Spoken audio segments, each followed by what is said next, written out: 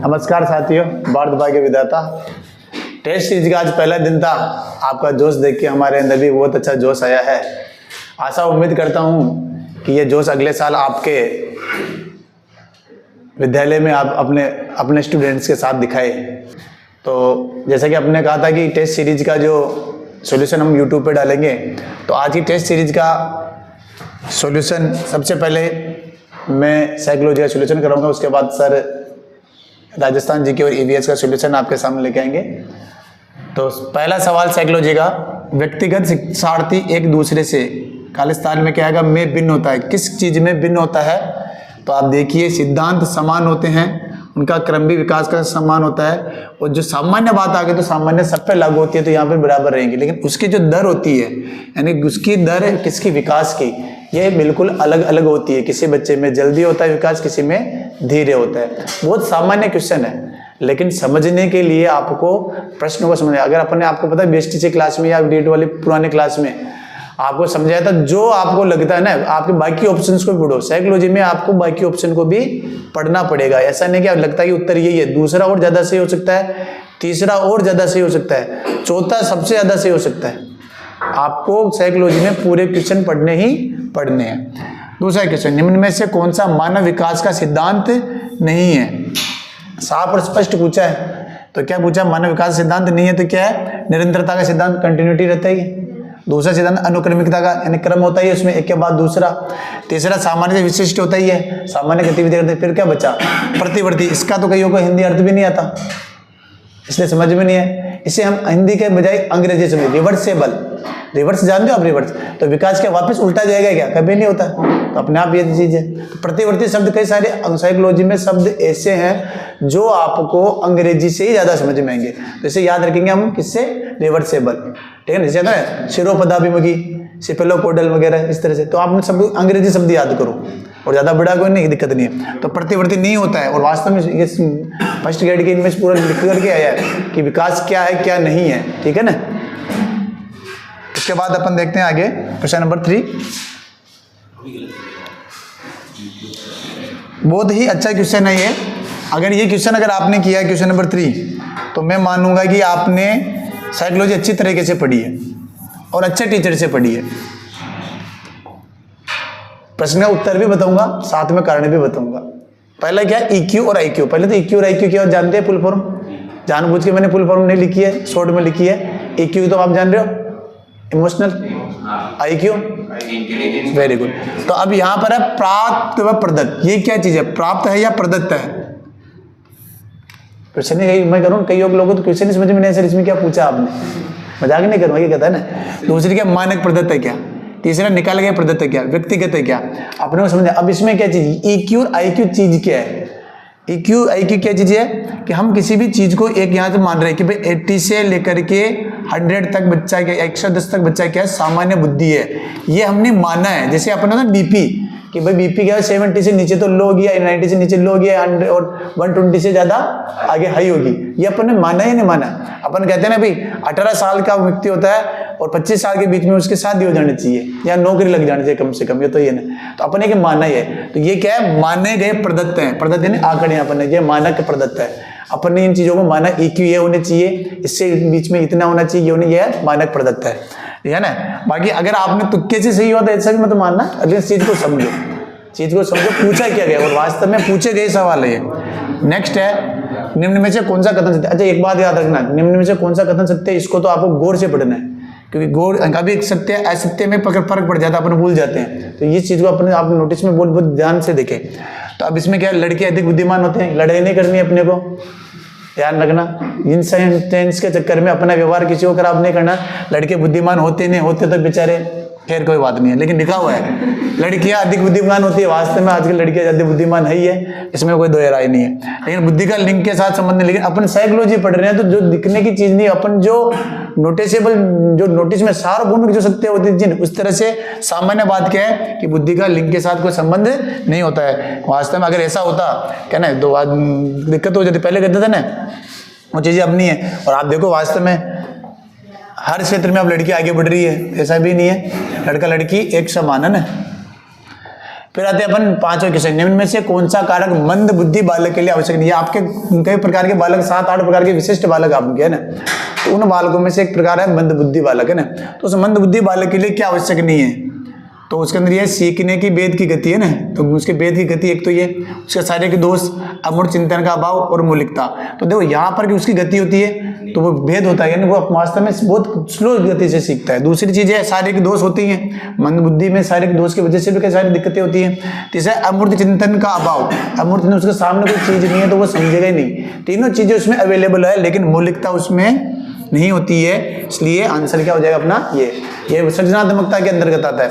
और एक मंद बुद्धि बालक और सृजनात्मकता का मैच नहीं है, ऐसे प्रतिभाशाली और सृजनात्मकता का भी नहीं है। जरूरी नहीं हर प्रतिभाशाली बालक क्या हो, सृजनात्मक हो, लेकिन हर सृजनात्मक बालक क्या होता है, प्रतिभाशाली होता है। वेरी गुड, ये स्टेटमेंट एक ऐसे से उठ के आएंगे आपके, ठीक है ना।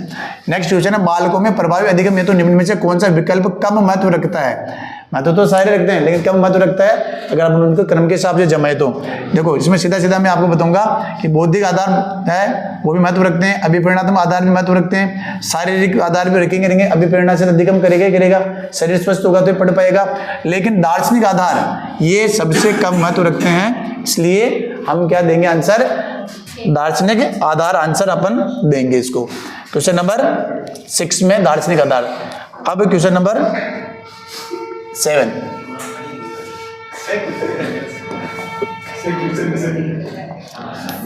व्यक्तिगत भिन्नता। व्यक्तिगत भिन्नता भी एक बहुत अच्छा पूरा टॉपिक है, आप देखेंगे तो आपके सिलेबस के अंदर पूरा टॉपिक जो दे रखे हैं उनमें से एक यूनिट के अंदर पूरी 2 लाइनें व्यक्तिगत भिन्नता और इनके बारे में दे रखा है। और विशिष्ट बालक भी व्यक्तिगत भिन्नता के अंतर्गत ही अपन पढ़ेंगे, तो अच्छा टॉपिक है, बड़ा टॉपिक है, जिससे 2-3 क्वेश्चन जरूर आते हैं ना।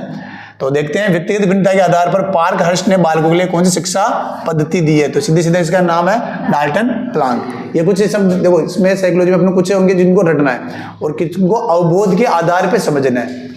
आपके 30 क्वेश्चन में से 10 क्वेश्चन सीधे सीधे सरल आएंगे, 10 क्वेश्चन जो रटने वाले आएंगे, 10 क्वेश्चन को आपको समझना होगा जो आपको पार लेके जाएंगे। इसलिए अवधान के ऊपर आपको ध्यान देना है, अवधान वाले क्वेश्चन के ऊपर, बाकी तो आपको नहीं। अब अगला क्वेश्चन, अस्मिता के विकास के लिए सबसे महत्वपूर्ण समय है। अस्मिता के विकास के लिए कौन सा सब महत्वपूर्ण समय है। यहाँ पर अस्मिता मतलब क्या है, खुद के ऊपर बच्चा जो होता है ना, खुद के बारे में ज्यादा सोचता है, खुद के बारे में ज्यादा करता है, खुद की वैल्यू कि भाई मेरी इंसल्ट नहीं हो जाए, मेरी फील नहीं हो, इसलिए कब सोचता है, बस सीधी सी बात है, कब करेगा, किशोरावस्था में। तो किशोरावस्था इसका आंसर होगा। फिर आता है अपने कई सारे वाद है, उसके अंदर व्यवहारवाद है, उसके अंदर क्या है, व्यवहारवाद। तो व्यवहारवाद के बारे में आपको मैं बता दूं कि जब विलियम वुंट ने क्या बनाई थी, प्रयोगशाला बनाई थी ना, तो लिप्जिंग नगर में, तो वो व्यवहारवाद के बाद साइकोलॉजी को यानी मनोविज्ञान को हम क्या मानने लगे हैं, विज्ञान मानने लगे हैं। इसलिए साइकोलॉजी या मनोविज्ञान को व्यवहारवाद क्या बनाता है, विज्ञान बनाता है। बहुत अच्छे चल रहे हैं आपके पास, 10वां क्वेश्चन की तरफ बढ़ रहे हैं अपन। 9 क्वेश्चन में से आपके 9 के 9 सही आएंगे मुझे पता है। खैर आगे चलते हैं, फिर देखेंगे।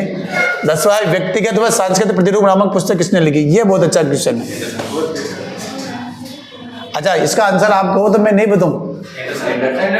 आपको पता है अपन ये पढ़ा था, कब पढ़ा था, पिछले साल जब क्लास ली थी ना, तब ये प्रश्न शायद C-TET में आया था ऐसे ही। तो आंसर क्या इसका, एंडरसन। बाकी सब आप इसका करिए, कमेंट में लिखिए आंसर इसका क्या रहेगा। नेक्स्ट क्वेश्चन, एकाधिक बुद्धिमानी। देखो शब्द क्या होते हैं, हिंदी के पर्यायवाची शब्द काम में ले लेते हैं। हालांकि अपने यहाँ पर नहीं दिया, ट्रांसलेशन इंग्लिश का नहीं दिया। अगर आपको किसी भी प्रकार का साइकोलॉजी के क्वेश्चन में दिक्कत आए ना, तो सीधा सीधा आप उसका इंग्लिश ट्रांसलेशन देखिए। इंग्लिश में आपको एक ही शब्द मिलेगा, हिंदी में आपको 4-5 शब्द मिलेंगे। ये एकाधिक बुद्धि है, मतलब बहुबुद्धि है या नहीं है। हाँ, तो बहुबुद्धि है, तो बहुबुद्धि के हिसाब से ही प्रश्न पूछा गया। अगर यहाँ पर मैं बहुबुद्धि लिख देता तो आपको इतनी तकलीफ नहीं होती प्रश्न को समझने में। अब आप सोच रहे थे एकाधिक बुद्धि क्या, लेकिन फिर भी कैसे समझ गए, जिनमें थी बुद्धि वो तो समझ गए, जिनमें नहीं थी वो आसपास से बुद्धि इकट्ठी कर ली होगी उन्होंने, वहां से समझ गए होंगे। खैर कोई बात नहीं। तो एकाधिक बुद्धिमानी का सिद्धांत क्या कहता है कि हमें एकाधिक बुद्धिमानी में बहुबुद्धि कई प्रकार की हो सकती है। तो आप मुझे कमेंट में बताइए कि बहुबुद्धि सिद्धांत में बुद्धि के कितने प्रकार बताए गए हैं। आपको कमेंट करना है, अभी क्लास में नहीं बोलना है, ठीक है ना। अच्छा, नेक्स्ट क्वेश्चन, भाट या बैटरी का प्रयोग निम्न में से किसके परीक्षण हेतु होता है? सीधा सीधा क्वेश्चन है, सीधा सीधा क्या किसका रहेगा? बुद्धि का है। बैटरी के अंदर क्या होता है, जो बैटरी जो परीक्षण होते हैं ना, उनमें 3-4 परीक्षण एक साथ होते हैं, उनको बैटरी कहते हैं अपन। जैसे अपन पुराने समय में बैटरी टॉर्च नहीं होती थी, जिसमें अपन सेल डालते थे, उसके बाद में होता था। तो भाट या बुद्धि परीक्षण बुद्धि से संबंधित है। 12 क्वेश्चन आपके हो चुके हैं। 13वें क्वेश्चन की तरफ हम बढ़ते हुए, टेक्निकल टीम ने बहुत अच्छा काम किया। हमारे सीताराम जी सर रात को 12:30 बजे तक ये काम कर रहे थे, उनके लिए उनको बहुत बहुत धन्यवाद। और उम्मीद करता हूँ कि ऐसा सहयोग आपका हमेशा मिलता रहेगा। बालकों के लिए हमेशा सजग रहते हैं। नेक्स्ट क्वेश्चन की तरफ, निम्न में से कौन सा कौशल संवेगात्मक बुद्धि से संबंधित है? देखो साफ लिखा है संवेगात्मक बुद्धि। आप याद रखना प्रश्न को, अगर समझ में नहीं 2 नहीं 3 बार 4 बार पढ़ना। साइकोलॉजी में प्रश्न का उत्तर या तो क्वेश्चन में है या ऑप्शन में, दोनों में से कहीं ना कोई हिंट देगा, वो जहां आपको आंसर मिल जाएगा जो प्रश्न समझने के हैं, बाकी कोई दिक्कत नहीं है। संवेगात्मक बुद्धि, संवेग मतलब इमोशंस। अब क्या याद करना इमोशन से है क्या? नहीं है। गति घूमना नहीं है। विचार करना नहीं है। सहानुभूति देना ये है। यानी हम किसी को सहानुभूति देंगे, सिंपैथी देंगे, तो ये क्या हमारे संवेगों को बढ़ाता है? परानुभूति, सहानुभूति होते ना, तो ये परानुभूति, सहानुभूति सब हम किसी ने संवेग, और संवेगों के बारे में सबसे ज्यादा कौन से मनोवैज्ञानिक ने लिखा है, कमेंट में बताना आप सबको, ठीक है ना। बीच बीच में कमेंट इसलिए ले लेते हैं ताकि आपको लगे कि हम जो हमारे दर्शक या हमारे जो साथी है या हमारे जो स्टूडेंट है जो किसी कारणवश यहाँ उपस्थित नहीं रह पाए, वो भी हमारे जो जुड़े हुए हैं, तो वो एक बार देख ले और वो भी हमारे साथ ऑनलाइन के माध्यम से जुड़ जाए। नेक्स्ट, बहुबुद्धि, यहाँ मैंने सीधा लिख दिया, कोई बात नहीं है। बहुबुद्धि के सिद्धांत के संदर्भ में एयरफोर्स पायलट बनने के लिए निम्न में से कौन सी बुद्धि की आवश्यकता होती है? अच्छा, आप में से कौन कोई बनना चाहता है एयरफोर्स पायलट? अरे हाथ क्यों खड़े कर रहे हो? आप टीचर बनने आए यहाँ पर, हाथ नहीं खड़े, एयरफोर्स पायलट नहीं बनना, अभी टीचर बनो, ठीक है ना, ठीक है। अभी आप टीचर के लिए तैयारी करो तो टीचर ही पे ही ध्यान दो, बाद में बढ़ जाना। आप करना एक काम करना, मोबाइल निकालना और उसमें एयरप्लेन मोड में एयरप्लेन उड़ाते रहना, ठीक है ना। हाँ, और मैं तो कह रहा हूँ जब पढ़ने बैठो ना तब रोजाना पायलट बनो, मोबाइल को एयरप्लेन मोड पे डाल के फिर पढ़ने बैठो, वास्तव में आप टीचर बन जाओगे, ठीक है ना। आगे देखो, हाँ, तो इसके अंदर कौन सी बुद्धि है आपको पता है? केवल एक डिग्री का फर्क होता है उसके अंदर, आपने पार्ट में भी देखा ना, तो उसके अंदर गतिक बुद्धि होती है, ये होनी चाहिए। गति के अनुसार वो किस काम को करेगा। बढ़िया क्वेश्चन है। अब इस क्वेश्चन को समझना, आगे वाले क्वेश्चन को अपने दिमाग में, मैंने क्या आपको बता दूं, अपने दिमाग में कभी भी बड़ा क्वेश्चन आता है ना तो एक कीड़ा आ जाता है, क्या पता क्या होगा। आप जब भी ऐसे क्वेश्चन आए ना तो उनको मिलाना, इसमें शारीरिक है, शारीरिक इसमें भी है, इसमें नहीं है, इसमें नहीं है, इसमें नहीं है। तो देखो विकास में भाई शारीरिक तो होगा ही होगा, जरूरी है क्या है? दूसरा देखो जिसमें, इसमें क्या आध्यात्मिक, इसमें पहले देखो आध्यात्मिक तो होता ही नहीं है, तो ये तो क्रॉस हो गया। फिर इसके अंदर देखो राजनीतिक भी नहीं होता है, तो ये भी क्रॉस हो गया। फिर इसमें आपने देखो आध्यात्मिक आ गया तो ये क्रॉस हो गया। अब हमें नहीं पता कि ये सही है या नहीं है, बाई चांस, या हमें ये पता कि ये नहीं होता तो बच्चा कौन सा, ये बच्चा तो ये अपने आप क्या हो गया, सही होगा। यानी कि आपको सही उत्तर पता नहीं होते हुए भी अगर आपको गलत कौन सा ये पता है तो भी आप आंसर सही लगा सकते हैं। इसे तुक्का नहीं कहते, इसे कहते हैं पूर्व ज्ञान पर आधारित। जब आपको पता है ये चीज इसमें नहीं हो सकती, राम को और मोहन को बुलाना है, वहां 3 जने बैठे हैं, हमें पता भाई ये राम है ये मोहन है, तीसरा कौन सा, तो अपने आप उतना पता चल जाएगा तीसरा कोई और है, वो चीज यहाँ पर, ठीक है ना। इसलिए अवधारणाओं का आप विकास कीजिए, और अवधारणाओं का विकास कहां पर होता है? बौद्धिक विकास में होता है। अवधारणाओं का विकास कहां होता है? बौद्धिक।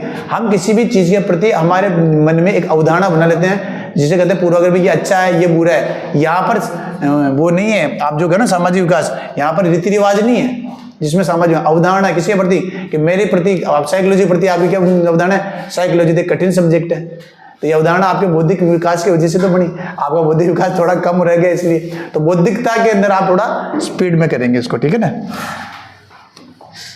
और हमारे थोड़ा क्वेश्चन थोड़ा इधर उधर है, क्योंकि एक टेक्निकल टीम किसी कारणवश शादी ब्याह में बिजी थी, इसलिए थोड़ा ये इतना सा थोड़ा काम हुआ।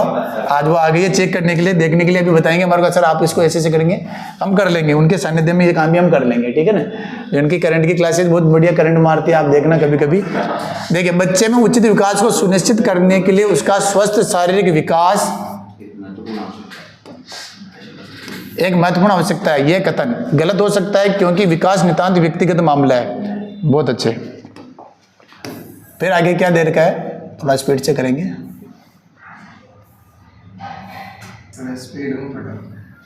स्पीड को नाम लेते ही जरूरत है। सही है, क्योंकि विकास क्रम में शारीरिक विकास पहले स्थान पर आता है। तो ऐसे कोई बात नहीं, कोई विकास पहले क्रम पे तो आता ही नहीं है। सही है, क्योंकि विकास के अन्य पक्षों के साथ अंधा संबंधित होता है। ठीक है, यह बात सही है। गलत है, क्योंकि विकास के अन्य किसी भी पक्ष को प्रभावित नहीं करता है।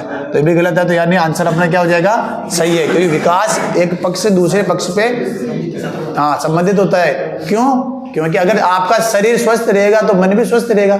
अब जैसे अपने क्लास में एक बच्चे बैठी, उसका मन आज स्वस्थ नहीं है तो उसका शरीर स्वस्थ नहीं होगा, इसलिए नहीं होगा। दोनों में चीजें हो सकती है, कोई प्रॉब्लम नहीं है। ठीक है, तो आगे देखते हैं क्वेश्चन नंबर 18। निम्न में से कौन सा कथन विकास और अधिगम के बीच संबंधी नहीं है, बयान जी वाला, या संबंध है, थोड़ा गलत हो गया, संबंधी कर लेना इसमें, संबंध है ना, तो संबंधी के बजाय करने ना संबंध को सर्वश्रेष्ठ रूप में जोड़ता है। तो सीधा सीधा बात है इसके अंदर कि विकास अधिगम से स्वतंत्र है, कभी नहीं हो सकता। अधिगम विकास के पीछे रहता है, नहीं होता है। अधिगम विकास समानार्थ परिभाषिक शब्द, समानार्थक नहीं है। तो बच्चा क्या, ये बच्चा ये जुड़ा हुआ तो है, लेकिन कैसे तरीके से जुड़ा हुआ है, जटिल तरीके से जुड़ा हुआ है। और इतना जटिल तरीके से जुड़ा हुआ है कि आपको आंसर मिलते ही डांस करने की जरूरत पड़ जाती है ना।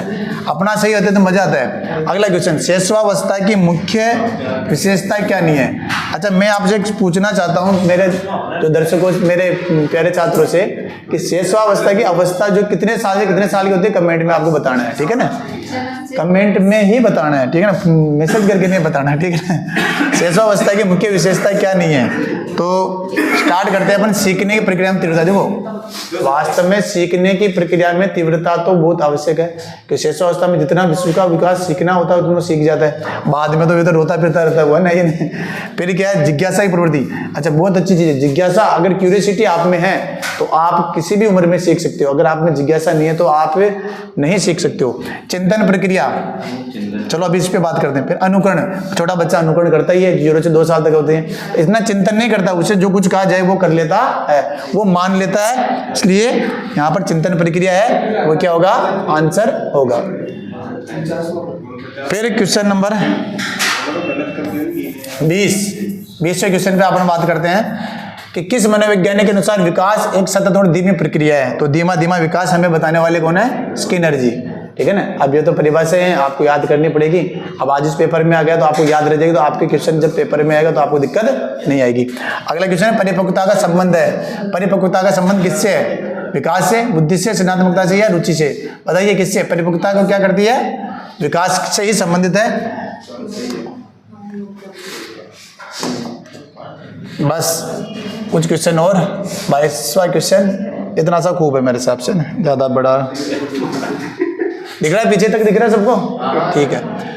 बाल मनोविज्ञान के आधार पर कौन सा कथन सर्वोत्तम। अब देखो यहाँ पूछा है सर्वोत्तम, यानी कथन तो सारे उत्तम है, लेकिन इन सब में से अच्छा कौन सा है। आपके थाली में सब कई सारी डिश पड़ी है, आप सबसे पहले कौन सी स्वीट डिश लोगे, तो आपको कौन सी उठानी है। यहाँ में सारे बच्चे एक जैसे हैं, अच्छी बात है, सारे बच्चे एक जैसे ही हैं। कैसे अच्छे हैं बुरे उसकी बात अपन नहीं करते हैं। प्रत्येक बच्चा विशिष्ट होता है, आंसर तो यही आपको पता चल गया। कुछ बच्चे विशिष्ट होते नहीं, कुछ बच्चे एक जैसे होते हैं, तो होते ही हैं ना, इसलिए कोई दिक्कत नहीं है। सारे कितना स्टेटमेंट सही है, लेकिन साइकोलॉजी के अनुसार हर बच्चा विशिष्ट होता है, इस बात को याद रखना। आज जितनी भी चीजें हम साइकोलॉजी में बना रहे हैं या बन रही है ना, वो सारी चीजें किसके ऊपर आधारित है, छात्र के ऊपर आधारित है। आज शिक्षा का पूरा जो ध्यान है, वो शिक्षा का ध्यान पूरा शिक्षक से हटकर किसके ऊपर आ गया है, छात्र के ऊपर आधारित हो चुका है। इस बात को याद रख लेना। ये यहाँ पर थोड़ा सा प्रिंट मिस्टेक है, यहाँ पर हो गया सामान्य नवजात, अपन ने क्लास में तो करवाया था भी है। सामान्य नवजात शिशु का भार कितना होता है, तो यहाँ पर देखो 1 किलोग्राम में नहीं पूछा है, यहाँ पर पूछा है पाउंड में। कितना पूछा है, पाउंड में पूछा है। किसी का ज्यादा भी, उसको कहते सर मत पैदा हो तो ज्यादा ही बुढ़ो, तो वो बात मत पतड़े को, तो वो बात लगे। लेकिन सामान्य कितना होगा, 7 पाउंड। कितना होगा, 7 पाउंड, लगभग 3 किलो 500 ग्राम, लगभग इतने 750 ग्राम होता है ना, तो वो 7 पाउंड इनके लगभग ही आ जाएगा, ठीक है ना, लगभग अपाउंड जस्ट डबल होता है, ठीक है ना। फिर किसी कक्षा में शिक्षक की भूमिका होती है, तो इतना बड़ा क्वेश्चन मैं फिर आपको बता दूं, समझा दूं, क्वेश्चन कितना ही बड़ा है आपको सावधानी से पढ़ना है। और जितना और बता दूं मैं आपको, ज्यादातर ये देखा गया जितना बड़े क्वेश्चन आएंगे ना आंसर उतना ही सरल होता है, बहुत सरल होता है। आप समझो बस, है ना। क्या कह रहा है, कक्षा में शिक्षक की भूमिका क्या होती है, समय सारणी का कठोरता शब्द आ गया तो अब होना ही है, साइकोलॉजी बेस्ड नहीं है। दूसरा टॉप विश्वसनीय स्थितियां जुटाना, ठीक है, ये भी बात है। फिर क्या, स्वतंत्र चिंतन की सुविधा देना, ठीक है, ये भी बात अच्छी है। अपने ज्ञान से शिक्षार्थियों को परिपूर्ण करना, परिपूर्ण तो कोई नहीं आज तक भी, है ना। फिर सीधे तरीके से ज्ञान पहुंचाना और विद्यार्थियों से तुरंत देना। आजकल कौन सीधे तरीके से सीखता है, कोई नहीं सीखता है ना। तो ये आंसर क्या होगा इसमें, बी, सीखने की विश्वसनीय स्थितियां जुटाना और क्या करना, शिक्षार्थियों को स्वतंत्र चिंतन, सबसे इंपॉर्टेंट क्या है, स्वतंत्र चिंतन, विद्यार्थियों में स्वतंत्र चिंतन आना जाए, ये सबसे बड़ी इंपॉर्टेंट चीज है, ठीक है ना, क्लियर। फिर आगे चलते हैं अपन 25वें क्वेश्चन के ऊपर। वांछित व्यक्तित्व होता है, वांछित व्यक्तित्व है ना जो सबसे बढ़िया है, अच्छा है, क्योंकि देखो अंतर्मुखी जो व्यक्ति होता है वो भी खराब है, अच्छा तो है वो भी, अंतर्मुखी होना चाहिए आदमी को अगर सफल होना है तो, है। और कम से कम एग्जाम के टाइम में तो आपको ज्यादा अंतर्मुखी होना चाहिए, और बहुमुखी भी आवश्यक है सामाजिक दृष्टिकोण के हिसाब से। लेकिन ये पूछ रहा है वांछित कैसा है, जो ना तो अंतर्मुखी और न ये संवेगी, यहाँ पर थोड़ा मिस्टेक हो गई, पूरा नहीं चाहिए, संवेगी स्थिर आएगा बेटा यहाँ पर, है ना। तो कोई बात नहीं, इसमें आपको बोनस दे देंगे अपन, है ना। मनस्तापी तो नहीं होता, मनस्तापी ने कहना कलजीव, यहाँ पर क्या है, एक शब्द हट गया, छोड़ो मेरी बात, एक शब्द हट गया, संवेगी स्थिर, जिसके संवेगों को वो कंट्रोल कर देता है, रखता है, यानी किसी के ना एक दो डफोर सिंह कोई कहे जैसे भाग जाए बच जाए, वैसा नहीं, अपने को क्या करता है ये सम्य करता है। तो स्थिर इसमें कोई बात नहीं, अपन बोनस दे देंगे इसमें, लेकिन जब आप अपने पेपर में यहाँ पर डाल दीजिए संवेगी स्थिर एक शब्द डाल दीजिए ना, उस टाइम किसी ने बताया नहीं, ध्यान में नहीं रखो, चलो कोई बात नहीं ना। नेक्स्ट क्वेश्चन, मजा आ गया क्वेश्चन, मतलब जीरो तो किसी के नहीं आने वाला है, जीरो तो अब किसी के नहीं आने वाला, मजा आ गया बच्चों। ऐसा जब बोर्ड के अंदर होता है ना, आधा नंबर एक नंबर बढ़ता है, बड़ी खुशी है, लेकिन बहुत हाँ उसमें रेट लग जाती है, यार यहाँ रेट नहीं लगेगी, ठीक है ना। प्रत्येक शिक्षार्थी स्वयं में विशिष्ट होता है, अभी अपन पढ़ाते हैं अपने विशिष्ट होता है। देखो प्रश्न का उत्तर भी है क्वेश्चन में, कई बार जो एक प्रश्न का उत्तर दूसरे क्वेश्चन में मिल जाता है या ऑप्शन में मिल जाता है। इसका अर्थ क्या है, शिक्षार्थी में तो कोई समान विशेषताएं होती है और नहीं कोई अलग लक्ष्य समान होते हैं। सभी शिक्षार्थियों के लिए एक समान पाठ्यचर्या संभव नहीं, एक विषय रूपी कक्षा में शिक्षार्थियों की क्षमताओं को विकसित करना संभव है। कोई भी दो शिक्षार्थी अपनी योग्यता और रुचि में प्रतिभा एक समान नहीं होते हैं। साफ साफ स्पष्ट बताया है कि क्या दे रखा है कि व्यक्तिगत भिन्नता की बात ये कर रहा है, किसके बात कर रहा है, व्यक्तिगत भिन्नता की बात कर रहा है। तो व्यक्तिगत भिन्नता में क्या होता है, कोई दो व्यक्ति कभी भी समान नहीं हो सकते। व्यक्तिगत भिन्नता के अंदर अपने पढ़ा था कि किस प्रकार की व्यक्तिगत भिन्नता की खोज हुई, कुछ चीजें थी जो गलती से खोज हुई, जिनमें से व्यक्तिगत भिन्नता को इस बारे में बात की गई थी, है ना। अगला क्वेश्चन, कक्षा में विद्यार्थियों के लिए भेद, चलित भेद क्या है ना, उनके विद्यार्थियों के बारे में क्या भेद है, नहीं चलिए तो नहीं है ये ना, उनके विभेद क्या है, नहीं है ना, नहीं उनके अंदर जो भेद होते हैं ना बच्चों के बीच में, जो व्यक्ति भिन्नता होती है ना, उसका क्या फायदा है, प्रश्न को समझना कि व्यक्ति भिन्नता जो होती है ना विद्यार्थियों की, वो उसका क्या फायदा है टीचर के लिए, खुद के लिए भी ना। तो क्या है कि जैसे लाभकारी है, टीचर के लिए लाभकारी है क्या, हाँ है, क्योंकि ये विद्यार्थियों की संज्ञान संरचनाओं को खोजने में अध्यापक को प्रवृत्त करती है, ठीक है। ये कह रहा है लाभकारी नहीं है तो गड़बड़ यही हो गई, सीधी सी बात है। ये कह रहा हानिकारक तो हानिकारक नहीं, व्यक्तिगत भिन्नता तो बहुत अच्छी होती है। फिर तीसरी क्या करे, अनुपयुक्त है, तो ये भी गलत, लेकिन फिर भी आगे पढ़ना आपको क्या है, क्योंकि अध्यापकों को विद्यापन कक्षा में नियंत्रण करने में आवश्यकता होती है। तब अध्यापकों को तो नियंत्रण करना आना चाहिए, तभी तो अध्यापक बनता है वो, है ना। आपने 2 साल ट्रेनिंग किसके लिए, इस चीज के तो लिए।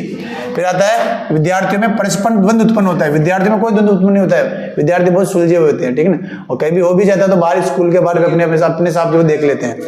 फिर उसके बाद में पाठ्यचर्या के स्थानांतरण गति को कम कर देते, तो कोई गति कम नहीं होती, और इससे व्यक्तिगत भिन्नता की वजह से तो हमें विभिन्न प्रकार के पाठ्यचर्या को एक साथ लाने का अवसर प्राप्त होता है। इसलिए क्या है, लाभकारी है, क्योंकि ये संज्ञानात्मक संरचनाओं को खोजने में अध्यापक प्रवृत्त करने होते हैं, यानी अलग अलग लोगों के अलग अलग तरीके देंगे, अलग अलग व्यक्तित्व का उनके अंदर निखारेगा। अच्छा बालक, अगला क्वेश्चन है बालक, तो बालक का मतलब चाइल्ड एप्रिसिएशन टेस्ट, तो सीधा आंसर है इसका CAT। आप सब बालक, आपके लिए भी ये बालक का एक क्वेश्चन आ गया। और याद रहे जब आप बालकों को पढ़ाने जाओ तब आपको भी इन सारी चीजों का प्रयोग करना है। अगर आप अच्छा शिक्षक बनना चाहते हैं तो आपको साइकोलॉजी का पूरा प्रयोग करना है, ऐसा नहीं कि आप इन सारे सिद्धांतों को भूल जाए। सेकंड लास्ट क्वेश्चन है बाध्य आभास के, यानी बाध्य नहीं है यहाँ पर है बाह्य आभास, तो अपने से कर लेते हैं। बाह्य आभास के आधार पर व्यक्तित्व का वर्णन कहा जाता है। व्यक्तित्व का वर्णन क्या है, बाह्य आभास, बाहर से कर रहे हैं, बाहर से कर रहे हैं ना, ऊपर से कर रहे हैं, ऊपर क्या कहेंगे, सतही, बार से करा तो ऊपर कर लिया, मान के तो अंदर गहन, जिसमें मानक देगा, क्या देगा, मानक देगा। क्या देगा? मानक। फिर इसमें प्रेक्षणात्मक तो नहीं है, मान के नहीं है। तो मैंने सही किया ना, अभी बता रहा हूँ ना, हम तो भाई अभी बता रहा हूँ ना, ये तो बता रहा हूँ ना, ठीक है ना। तो इसमें यहाँ पर क्या बाह्य बार से जो किया जाएगा वो क्या कहलाएगा? सतही। क्या कहलाएगा? सतही दृष्टिकोण कहलाएगा, ठीक है ना। फिर बाद में लास्ट क्वेश्चन प्राइड। देखो यहाँ पर फिर मैं भी करूँगा, यहाँ पर हिंदी की चीजें समझ में नहीं है कि जैसे 30 वाले क्वेश्चन में तो क्या समझ में नहीं है कि प्राइड के अनुसार मानकीय संरचना की सही कोटि की होती है, यानी जो अपने व्यक्तित्व की जो संरचना अपने की है ना उसके अलग अलग कैसे रही है। तो यहाँ नहीं समझ में तो सीधा सीधा अंग्रेजी वर्जन देखना था अपने को ना, नहीं अवेलेबल कोशिश करने के लिए बार अपना अवेलेबल रहे। तो इड ईगो और सुपर ईगो, तो सीधा सीधा कह रहा है इद अहम अति अहम, ठीक है ना। तो यहाँ वो हिंदी इंग्लिश में भी आ सकता है कि इद ईगो सुपर ईगो, इस तरह से भी आ सकता है। तो दोनों को आपको करना है। ये थे अपने 30 क्वेश्चन, जिसमें से एक में आपको मिल जाएगा बोनस, और यहाँ का भी इसमें आप देखेंगे कि जैसे क्या रहेगा। चलो दूसरे में 29 में मैं बोनस कर लेना चाहिए बाद में। पहला टेस्ट था आपका, आपकी इतनी सी छूट तो बनती है। और अब 0 किसी की नहीं उम्मीद है। अब मैं आगे सीताराम सर से को बुलाना चाहूँगा कि वो आए और जीके के क्वेश्चन को अब सॉल्व कराए। बहुत बहुत धन्यवाद आपको।